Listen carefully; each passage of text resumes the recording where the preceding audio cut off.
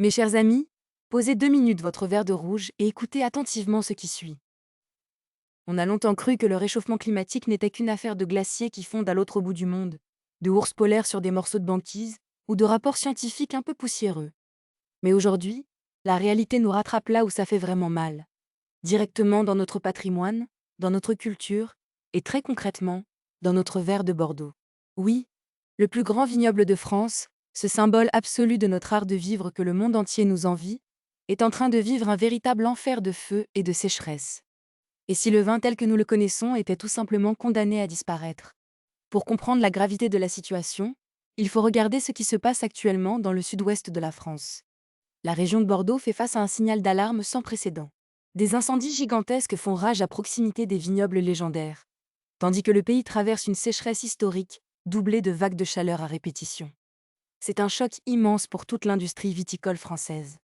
Alors que les producteurs doivent déjà composer avec des défis structurels majeurs, comme la baisse globale de la consommation de vin, ils se retrouvent désormais en première ligne face à un dérèglement climatique qui s'accélère sous leurs yeux.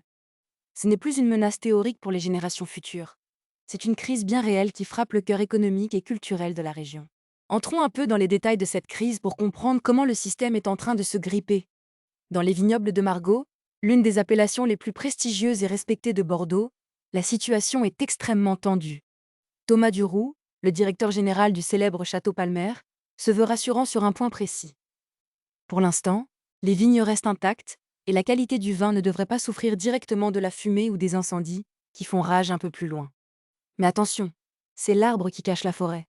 Le véritable problème, invisible à première vue, c'est que la végétation environnante est devenue sèche comme de la paille, après près de 2 mois, sans la moindre goutte de pluie. Cette sécheresse extrême a d'ailleurs provoqué l'une des vendanges les plus précoces de toute l'histoire de la région, car il a fallu ramasser le raisin en urgence avant qu'il ne soit trop tard. Et les premières victimes de ce manque d'eau cruelle sont les jeunes vignes. Leurs racines, encore trop courtes et peu développées, ne peuvent pas descendre en profondeur dans le sol pour capter l'humidité résiduelle. Elles dépérissent sous nos yeux. Face à cette situation d'urgence absolue, certaines autorités viticoles locales ont dû prendre une décision historique. Demander des dérogations exceptionnelles pour autoriser l'irrigation des vignes en production.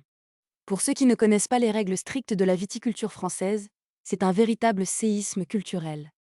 Chez nous, l'arrosage a toujours été strictement interdit et limité aux jeunes plants très fragiles, car on estime traditionnellement que la vigne doit souffrir un peu pour puiser la quintessence du terroir. Mais aujourd'hui, la souffrance est devenue trop grande.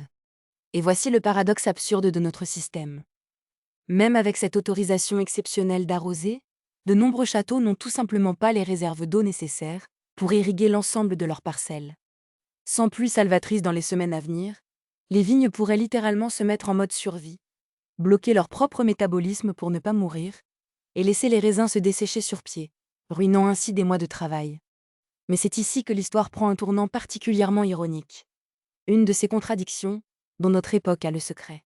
Jusqu'à présent, on pouvait presque dire, de manière très cynique, que le changement climatique avait des aspects positifs pour le vin de Bordeaux.